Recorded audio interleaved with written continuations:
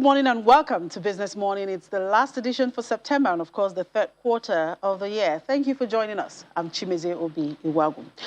Well, we'll begin with some stories making the headlines. Against the backdrop of rising cost of living in the country, the House of Representatives had set up a special committee to organize an investigative hearing with all critical stakeholders to examine the trend.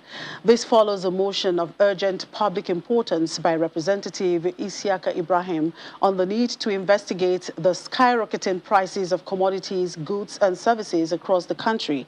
The committee is to engage captains of industries, trade unions, associations, boards of directors, Manufacturers Association of Nigeria and others on ways to achieve drastic reduction in prices of goods and services.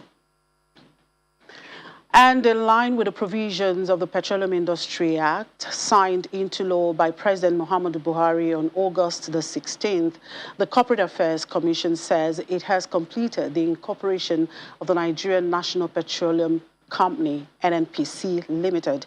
According to the Registrar General of the CAC, Garba Abubakar, the registration was completed the same day after fulfilling all requirements set for its incorporation. With this move, NNPC Limited will now be required to pay taxes and dividends to its shareholders. And for updates on global oil market, prices fell in early trade today, extending losses after official figures showed an unexpected rise in inventories in the United States, although prices seem to have stabilized following a recent run of gains. Brent crude was down 11 cents at $78.53 a barrel after falling 0.6% on Wednesday. U.S. oil fell 5 cents to $74.78 a barrel, having also declined by 0.6% in the previous session. The U.S. Energy Department's Energy Information Administration said on Wednesday that U.S. oil and fuel stockpiles increased last week. Both contracts tilted into higher territory earlier in the session after 2 days of price losses. Oil bulls may also be looking for the next barrier to breach after Brent rose above $80 for the first time in around 3 years on Tuesday. On the production side, next week the Organization of the Petroleum Exporting Countries and its allies, including Russia, known as OPEC+, are likely to maintain a deal on adding 400,000 barrels per day to its output for November. In the meantime, the Secretary General of the Organization of Petroleum Exporting Countries, Mohamed Bakindo, says global oil demand is fast recovering as the worst of the COVID-19 pandemic is over. Speaking at the presentation of 2021 OPEC World Oil Outlook, the OPEC scribe projected that global oil demand will rise by 17.6 million barrels per day in 2.5 decades, growing to 108.2 million barrels per day in 2045. From 90.6 million barrels in 2020. He also mentioned that oil will continue to be leading energy source for decades, as primary global energy demand is expected to increase by 28% in the next 25 years. Well, we will speak more on these on our commodities market segment. Now, the Nigerian pension industry has witnessed a remarkable growth from Pension Reform Act of 2004. And one important development is the introduction of the multi-fund structure, a framework that aligns the age and risk profile of RSA holders with multiple fund types designed to cater to various investor requirements. One of the top-tier pension fund administrators in Nigeria, PAL Pensions, recently launched the Fund 6, which is the non-interest fund in the multi-fund structure. What is the significance of this fund? The Managing Director, PAL Pensions, Mr. Funsho Doherty, will speak to us in a moment. This is Business Morning. All right, we're being joined by Mr. Doherty now to look at actually the pension industry, even though you're talking about this fantastic product that PAL Pensions has just launched. But first of all, before we delve into the Fund 6, let's understand the multi-fund structure. What is it all about in the pension industry? Okay, thank you. Thank you, Chimezia. Thanks for having me. The multi-fund structure was introduced a few years back, if you recall, with the passage of the Pension Reform Act in 2004, when that was initially implemented, we had just one fund. And all investors and all contributors were contributors and members of that one fund that we had. Now, with time, we realized that investors are of different types. They have different ages. They have different risk profiles, different times to retirement. And therefore, their ability to take different categories of risk differ. So if you're younger, you may be able to take more risk with the hope of getting more return at the time you retire. If you're approaching retirement, you really don't have that luxury. So the multi-fund structure, essentially in recognition of this, moved us to a phase where we now have multiple funds which are aligned to the needs of the different investors. So you have Fund 1, which is the most aggressive fund, and that's typically for younger people who have time to retirement and can afford to invest in things that are more volatile but may generate a higher return over time. Then you have Fund 2, which is a step below in terms of the aggression. Then you have Fund 3, which is for people who are getting close to retirement. And then you have Fund 4, which is for retirees. So those are people who are actually drawing from their retirement accounts.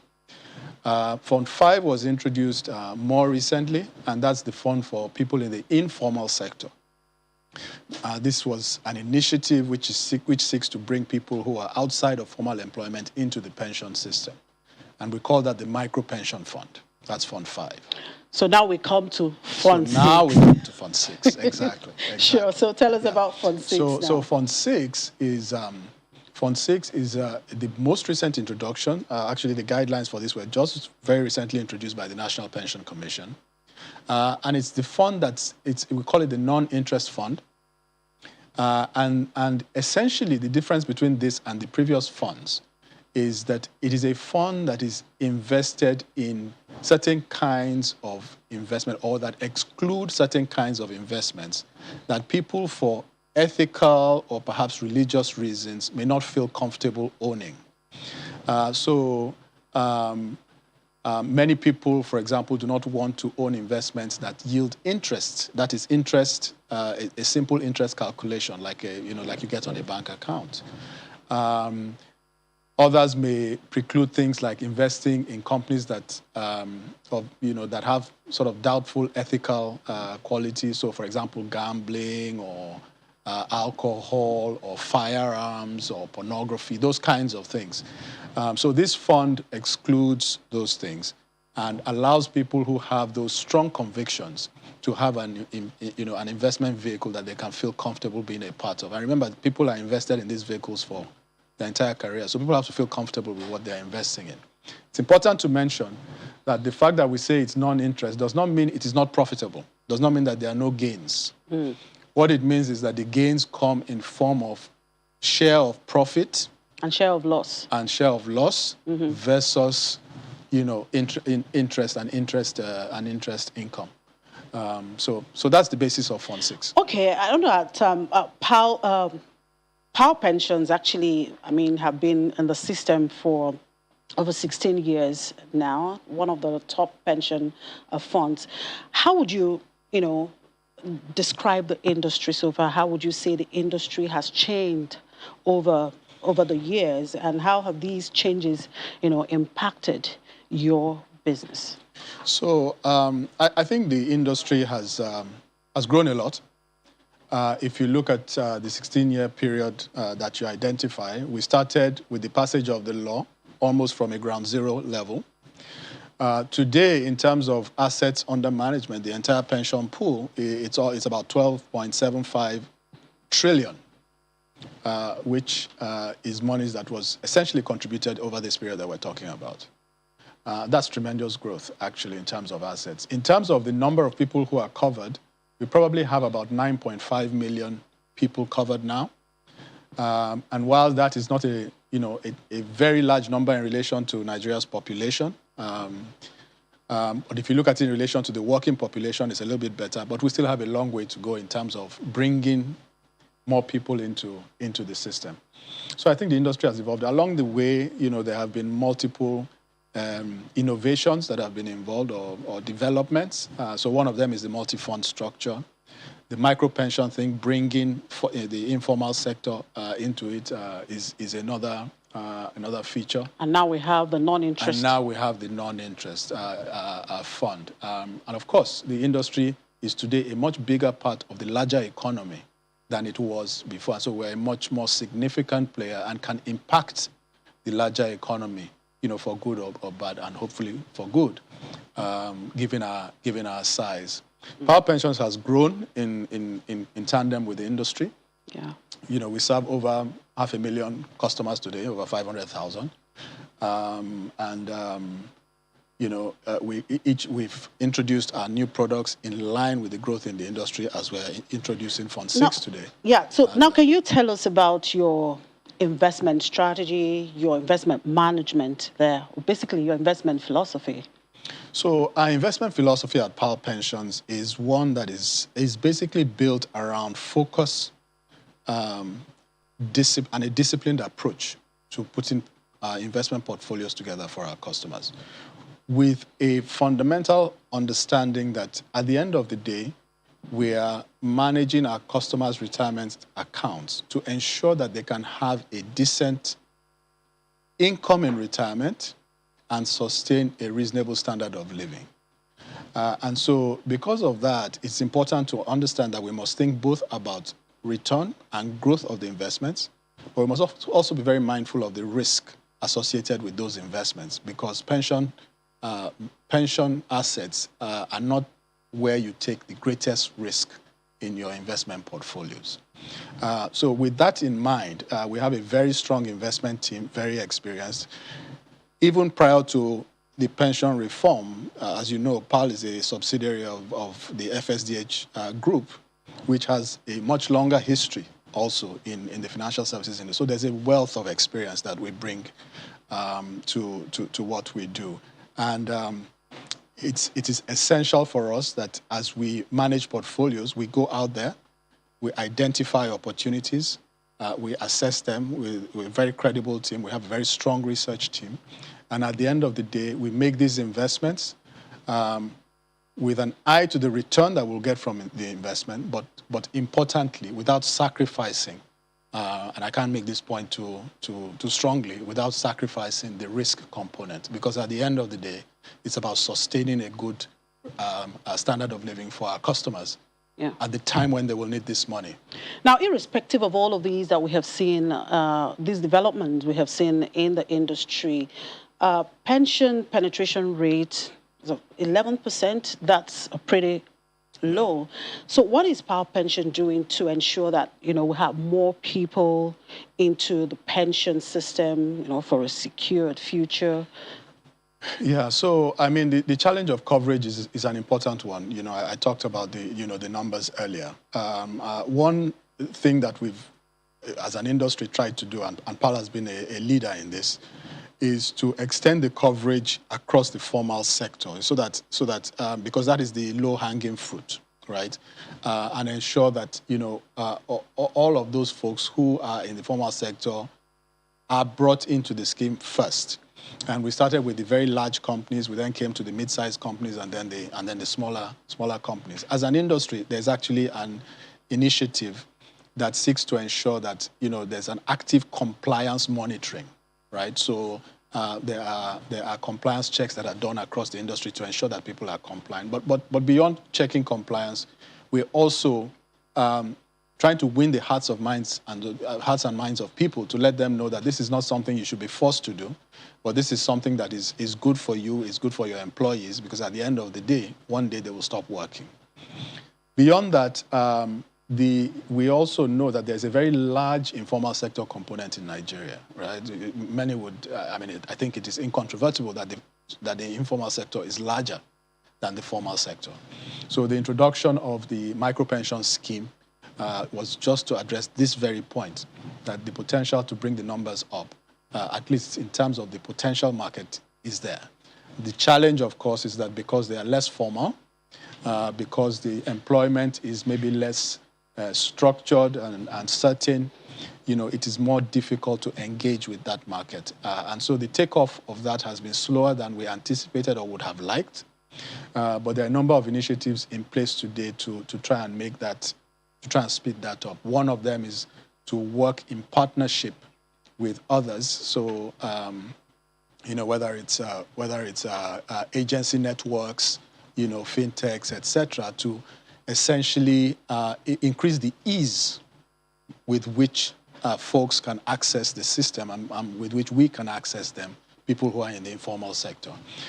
Also, and this will play out over the next few months, there's a renewed drive to increase awareness, and you'll see it in form of integrated marketing communications and so on. Just increasing awareness that this scheme is there, it's available for the informal sector, and it's of great value to them. And actually, people understand that. It's just reinforcing the point.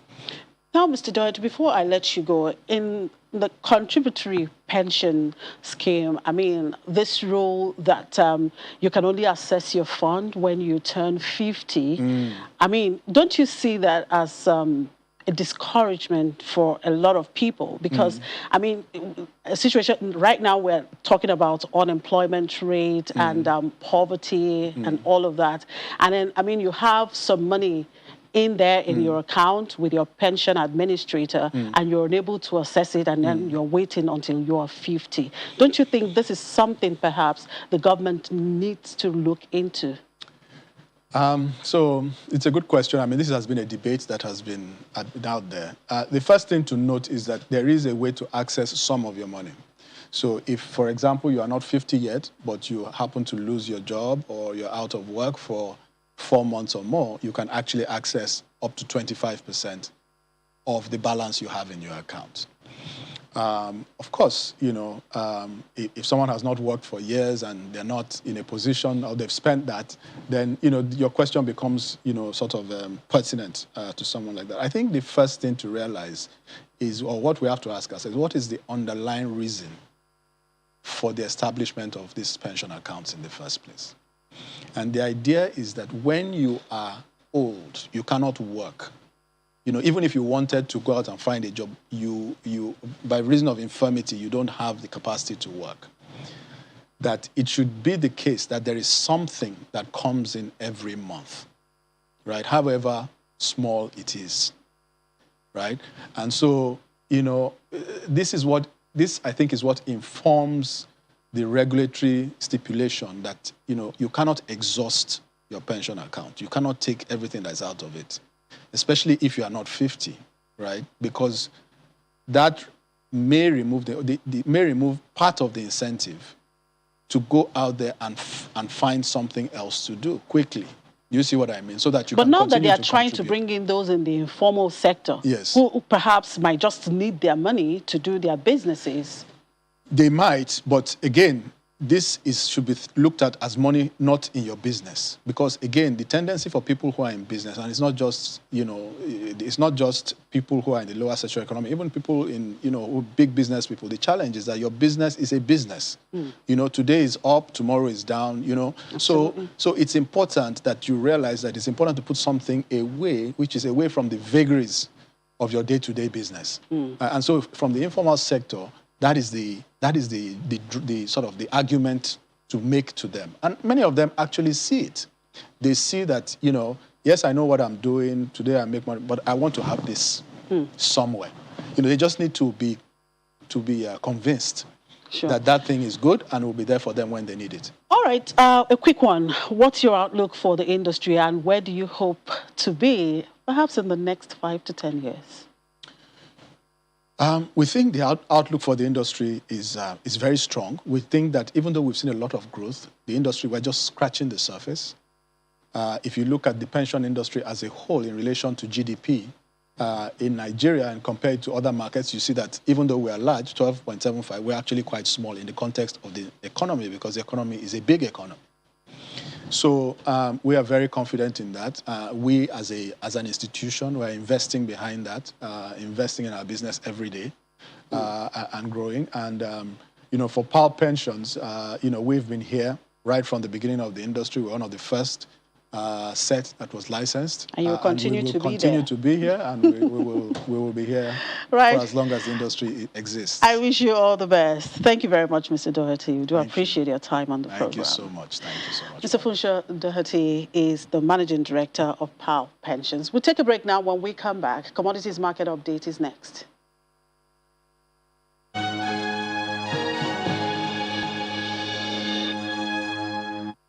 Now let's look at the commodities space with Damilola Kimami, Head of Research at Financial Derivatives Company. Hi, Dami. Good morning, A wet morning today. Yes, it is. But I mean, and cold. It's all good. Yes.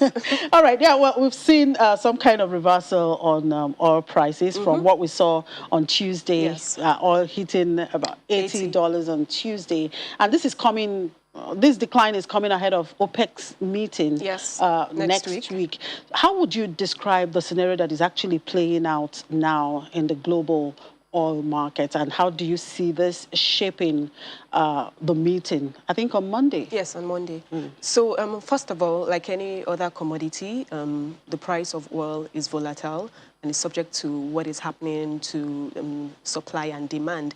And on Tuesday, we saw oil price rally to a 3-year high of $80 per barrel due to rising demand and what have you. But what is driving the fall in prices now to about $77 per barrel is the increase in U.S. crude inventories. That was unexpected. Analysts were projecting a decline or perhaps even all inventories remaining at the same level. But we saw that there was an unexpected increase, and that dampened sentiment and pushed down prices, because obviously increased supply would soften prices. So that's what we're seeing right now.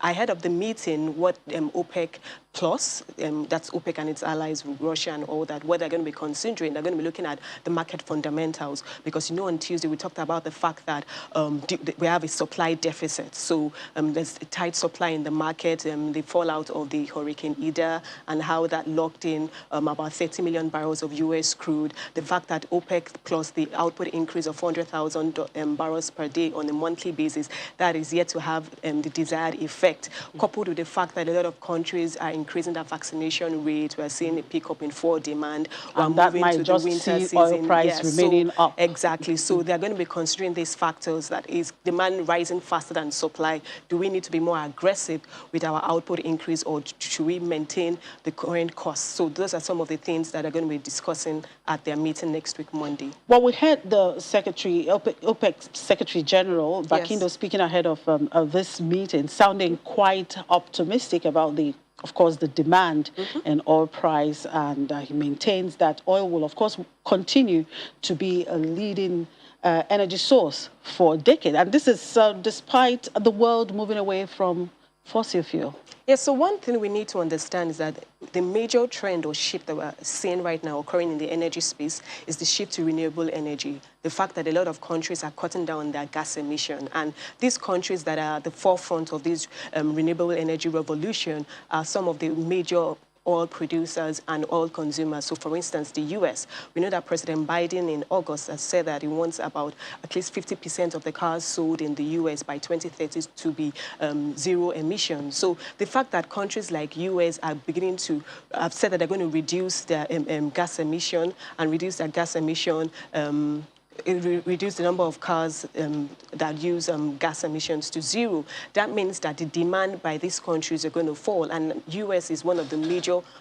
global oil consumers. And the fact that they're cutting down, they've also agreed to cut down on their production of even these fossil fuels, meaning that U.S. production and oil share of the market is going to reduce, and that gives OPEC an opportunity to gain more market share. Bear in mind that 2 decades ago, OPEC was the largest, controlled the largest share of the oil market, and then U.S. oil came in, shale oil, and that displaced OPEC. So in the next 2 years, because of that shift to cleaner energy, it gives OPEC an opportunity to gain more market share. It gives OPEC an opportunity to control price. It gives OPEC even an opportunity to determine whether to ramp up production or reduce. So basically, it's going to be like the central bank of the global oil market. So for OPEC, yes, this is good news. And like the president rightly said, oil and gas is still going to be the major energy in the next couple of years. But that doesn't mean that you're not going to continue to see that shift. So for Nigeria, Nigeria, who is not a major player, because bear in mind, Saudi, who is the major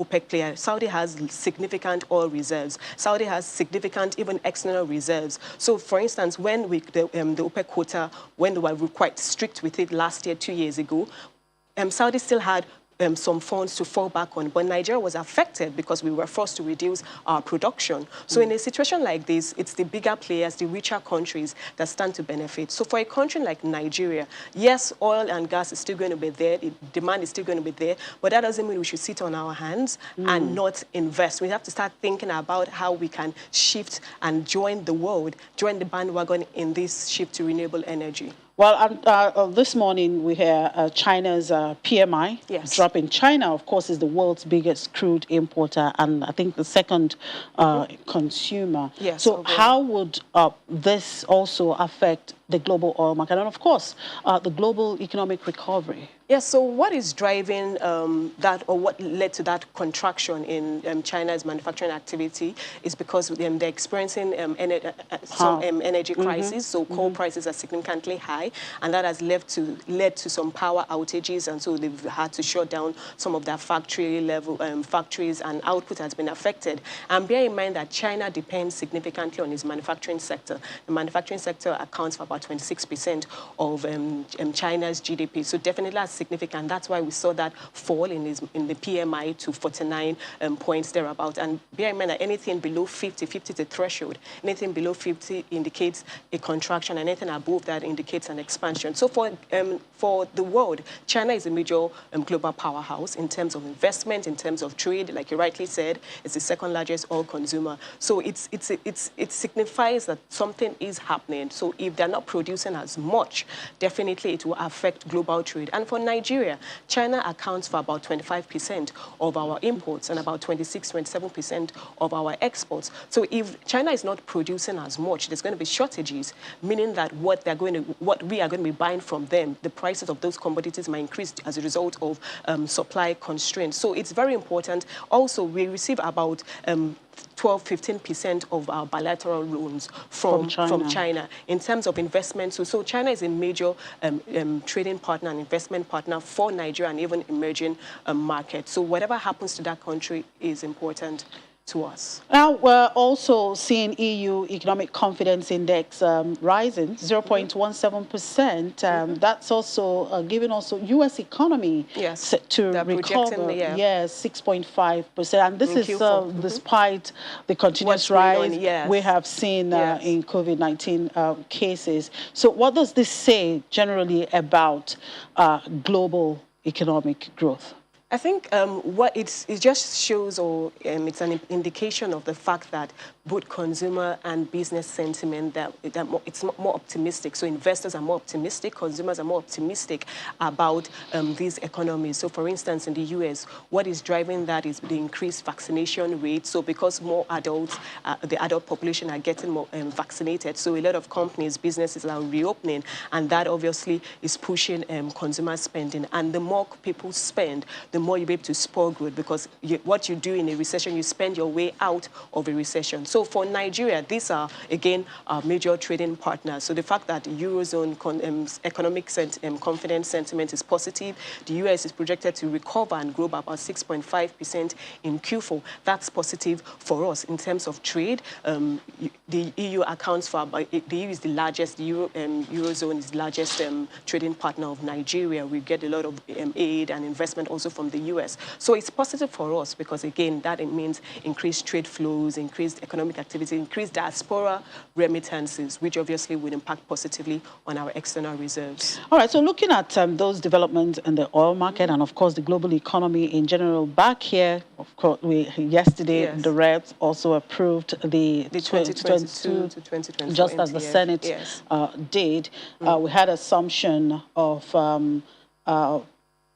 4.89 trillion naira. That's for the new borrowing, and then $57 per barrel, oil price. Yes, and 1.88 million barrels per day of oil production. Yes. So how do you tie this with what is happening in the global economy, in the global oil markets. How realistic are these? Well, first of all, for oil price, right now, the average oil price is above $75 per barrel. And if this trend continues into 2022, so having a benchmark of 57 is still relatively, that's optimistic. At least it gives us enough headroom. But more importantly is the production aspect because we're producing about 1.2, 1.3 million barrels per day. Not even meeting the OPEC not meeting the OPEC quota, not meeting the production benchmark. And bear in mind that your revenues are based on both price and production, not just price. So we need to ramp up our production in order to boost our revenue profile. And also because right now what they're projecting is about a fiscal deficit of about 5.6 trillion naira. If you fall short of your revenue projections, that fiscal deficit is going to widen, meaning that you have to borrow more. Like you rightly said, they've approved 4.9 trillion naira for borrowing. But if for whatever reason we have new variants coming up, altering or affecting the recovery process, then all bets are off and you need to borrow more. And that raises the concerns of Nigeria's debt sustainability plan. So I think for now, we should focus more on trying to build and increase our oil production. Right. Okay, we have just come to the end of the third quarter and, of course, the end of September.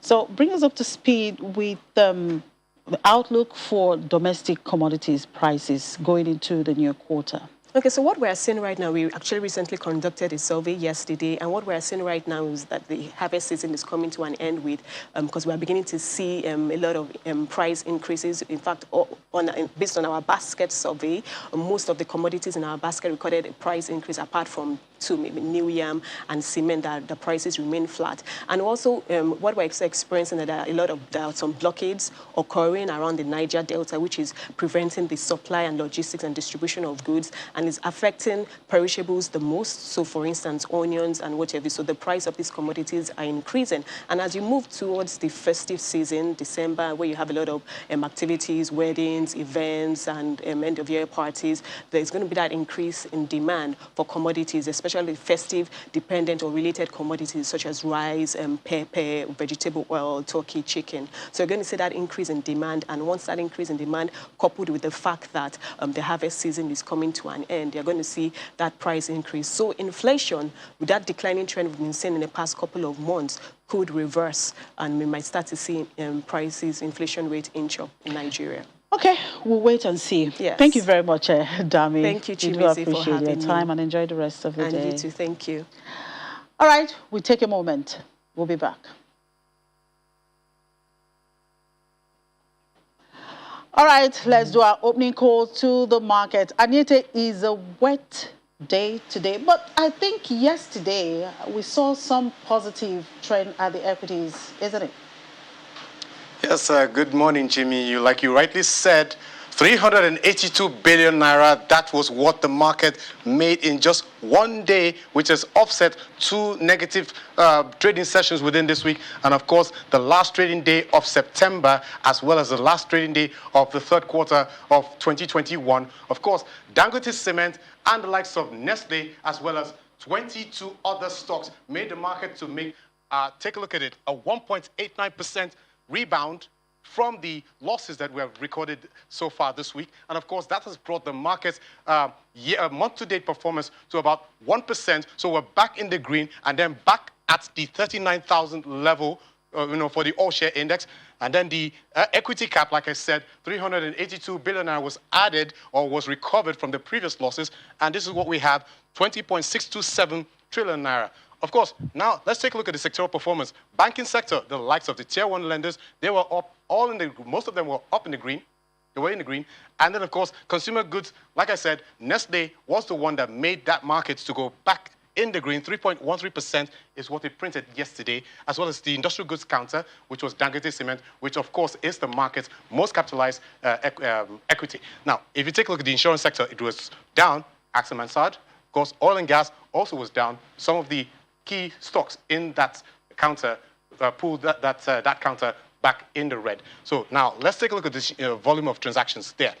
Was down, was a little bit down by 9.9%. That's about 10% in contrast to the previous day's trading. So of course, value was also up as well as the deals. So now we will be looking at how the market turns out or ends the last trading day of September, which had initially been in the red, but as I speak yesterday, it was at 1%.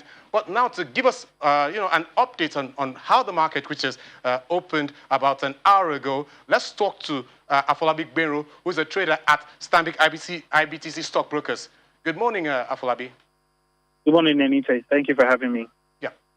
I'm sure you traders are smiling now because just when you thought that the month of September would be a month not to be remembered, but it is turning out to be most likely a month to be remembered for some investors. Well, maybe not for all investors. So what's your take and how's the market moving? So far today, the excitement from yesterday has sort of been dampened this morning by a decline in price in Nestle. Nestle is now at 1403.8, down from 1489 yesterday. Outside of that, the market activities so far have been muted. We have also seen an off-market transaction in Transcorp Hotel. About 763 million shares were traded at 3.76 Naira. The rest of the market pretty much quiet. I think brokers are still trying to find their feet and see what direction the market is going to take. But we expect that activities will probably pick up as the session goes on. Okay, Afolabi, I think I just have to let you go, and then we'll keep our eyes out for how the market turns out, closes the last trading day of September. So thank you for that analysis, Afolabi. Yeah. Thank you, Anita. Okay. Okay, so now let's flip over to the fixed income market. Treasury bills market, it was a bullish sentiment there across board. 26 deals valued at 33.6 billion naira. Of course, the market will be expecting a primary market auction today where the CBN is expected to roll over 111.87 billion naira worth of maturities to market participants today. And of course, that impact is, the auction there is expected to shape the outcome of the NTB, to shape the direction of yields in the Treasury bills market. Now, let's take a look at the bonds market, for trading at the FMDQ Securities Exchange. It was a little bit mixed, but of course, it also had a bullish sentiment there. Of course, investors are still taking their time into the market. At some point, it was a little bit not recording much of activities. And then, of course, for the OMO market, also, it was kind of mixed. But that's all for the market. So we will be looking out for how all of the markets end the last trading day of September and into a new quarter and a new month. Well, I'm optimistic, Anita. I'm optimistic it will end well, but we'll wait and see. Market dynamics will always play out there. Sure. Right. Okay, we'll take a break. When we come back, we'll look at some of the developments in the global economy and, of course, their implications. Just stay with us.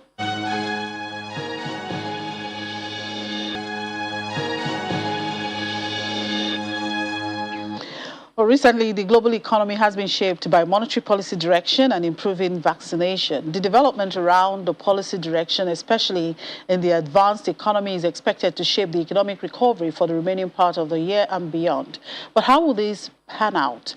Akintoye Oyelaku, investment analyst at Cordros Asset Management, joins us now. Good morning, Akintoye. Thank you for joining us. Well, Akintoye, if you can hear me, based on the patterns so far, how do you think what we're seeing in the global economy, with the vaccination improvement and monetary policy direction, how do you see this shaping the global economic recovery? Yeah, so thank you very much. Since the beginning of the year, we have continued to see a growing rate of global vaccination, continue to drive improved sentiment in terms of demand and supply. And we have seen most of this advanced economy have been able to even do better than most of the developing economies, given the fact that we had a lot of fiscal stimulus that was rolled out. In addition to that, we also had the monetary policy authorities maintaining easy stance in a bid to support economic recovery when the COVID-19 induced recession that we saw in 2020. So basically what we are saying is that following the sustained growth in terms of GDP performance and the recovery in terms of level of employment that we have seen so far, we are seeing that the concern is now about inflation And, most of the advanced economies are looking at, tapering back or reducing the level of stimulus that has been rolled out to support the economy in order to ensure that the economy's growth is stable and, sustainable. So in the last meeting, Jerome Powell of the U.S. Fed stated that they're already anticipating one more employment data before they will start to roll back on the asset buyback program. And, investors are starting to price this into the upcoming meeting in November, and they feel that the Fed is going to tighten when it to start reducing the bond purchase program by November, given the fact that a job data will be released before that time. And, with what we have seen so far, there has been positive momentum in terms of recovery in job losses. And if you look at the secondary market in the US, we're starting to see reactions from investors. Yields are trending higher. And with the likes of Bank of England and European Central Bank also already sending signals that tapering might begin soon. And we'll likely see this impact the global economy. For instance, the emergence of COVID-19 has led to a lot of fiscal stimulus, which has dragged down yield in the advanced economy. As a result of that, foreign investors have flocked into emerging markets for a competitive return. They wanted more return, knowing that yields are not very attractive at the developed economies. So if yields start to trend higher in the advanced economies due to the policy normalization, we will see that the developing economies will likely want to mirror that decision in the advanced economies. We could see that the developing economies will try to hold down the foreign capital that is within the economy. So they will likely see some tightening in terms of policy rates in order to ensure that their landscape is competitive for foreign investors. And if this should occur, it will lead to some countries that have not yet witnessed significant growth, to suffer for the many part of the year. They might not be able to record much growth as would have been anticipated if the easy stance in the advanced economies persists towards the end of the year. The pandemic, of course, in early 2020, China's economy has been tipped by many analysts to record one of the strongest economic rebounds. Of recent, the Chinese economy has witnessed persistent power crunch due to the pressures from the short supply of coal. How do you see this impacting the recovery of the Chinese economy for the remaining part of the year? And I mean, aside from that power crunch in China, there has also been a shortage of fuel supply in the United Kingdom. These have in turn buoyed the strengthening of the oil price. Looking at it on a balance of scale, would you consider these developments a positive for Nigeria's economy?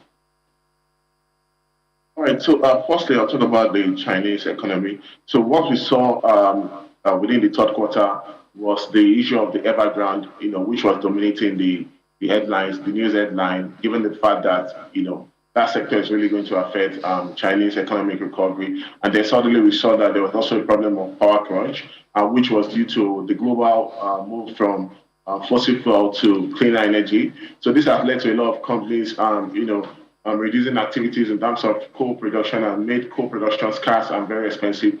And, China generates a large chunk of electricity from coal. And this has greatly impacted the economy. So looking at the impact of the power crunch, it's going to cut across in many sectors.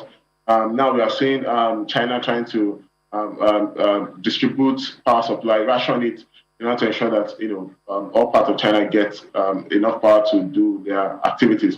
But looking at the fact that the power crunch is going to cut across every other sector, it's going to dampen the potential growth for China. Looking at the performance so far, China's economy has recorded one of the strongest growth since the beginning of the year. In the first quarter, they recorded more than 18% growth in GDP. Second quarter, they also recorded a strong 7.9% growth in GDP. But in the third quarter, where we are seeing this kind of issues happening to China, it might dampen the opportunity to ramp up and continue that strong growth that we have seen so far. Nonetheless, China will still likely remain very strong in terms of economic recovery, although we should see that tapering. Already, we are seeing analysts around the world have already started to cut down the projections on China's economic recovery, given the impact that the power crunch is expected to have on the economy. But I mean, if things are resolved quickly, we should see the Chinese economy rebounding, continuing the strong rebound that we have seen so far this year. And coming down to the Nigerian economy, the impact of the power crunch and also fuel scarcity has been a factor. Oil prices has remained very strong. The demand is really strong, although we are starting to see some ramping up of production from the US, which has tapered some of the gains that we saw of recent. Nonetheless, with the winter expected to come soon, it's anticipated that recovery in oil price is going to continue. And, there are even predictions that we're going to see oil touching as high as $90 per barrel. Now, coming to how it affects Nigeria, looking at Nigeria, we always have double impact of increases in oil price. On one hand, increased oil price means a positive impact on the government revenue. We should see growth on government revenue if we're able to ramp up production up to the level that OPEC has permitted, the OPEC Plus cartel. Although Nigeria is still having issues with the maintenance of its structures, this has affected greatly the level of production in terms of oil productivity within the country. But nonetheless, the impact of increasing oil price will be positive for government revenue. It's going to support more revenue generation to be able to finance several projects that government has at hand, and not necessarily the government might not necessarily have to source everything from borrowing. Now, coming down to the other aspect of it is the subsidy removal. So for the subsidy removal, it has been an issue that has been long dated in Nigeria. There's been a lot of there's been a time where subsidy removal was announced, and it didn't go well with the public. We saw a lot of protest and agitation, and I think this has one of the reasons that has been stalling the removal of subsidy removal. Even though removing it will be very beneficial for the economy if we can transfer that fund into other weak sectors like the health sector and the educational sector. And I think in order to reduce this pressure, one thing that could be done is if we could have some kind of investment in long buses that could convey a lot of people at an affordable price. I think consumers will not be very much for that if the subsidies removed at that time. But without that, we'll likely see a lot of protests from people if that subsidy is removed. And even though the Petroleum Industry Act permits that there should be a subsidy removal, we have seen that the NNPC has postponed any subsidy removal till next year. Given the fact that the economy is still recovering, a lot of people have been impacted by COVID-19, and the plan to implement subsidy removal by next year. But I mean, this issue has continued to dominate the headlines, and I think it might likely continue even for the rest of 2022. All right, Akintoye, a very quick one before I let you go. Let's look at the domestic and financial market as we close the quarter today. How would you rate the performance of the equities and fixed income market so far? And what would be the driver for the remaining part of the year? Yes, so basically what we saw in the third quarter was a bullish performance across all the market segments. For the equities market, we saw a 4.4% gain in equities market performance, and this was largely due to the earnings season. Between July and August, we saw the strongest growth for the quarter between July and August. In July, we saw the 1.69% growth, while in August, we saw a 1.74% growth.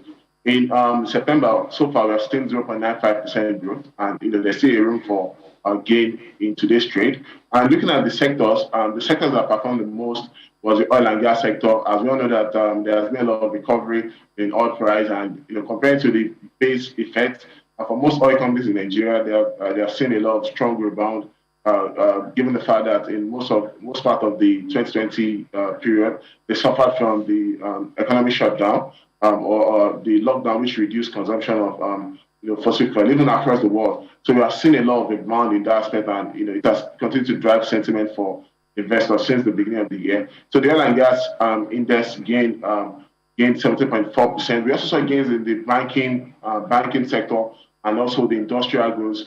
The banking sector advanced marginally by 0.7%, although that's also due to the corporate earnings release. Although the sentiment has been mixed in the banking sector, we saw some strong performances in some sector, while other sectors, some companies, while other companies recorded very poor performance. So we saw that sentiment was mixed in the banking sector. For the industrial goods, and this was badly moved by.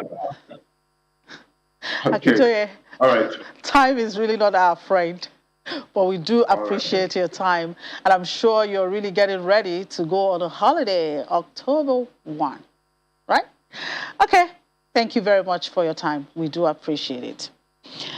And it's on that note that we draw the curtain on today's edition of the program. Thank you very much for watching. And don't forget to join us by 1:30 p.m. for Business Incorporated. I'm Chimezie Obi Iwago.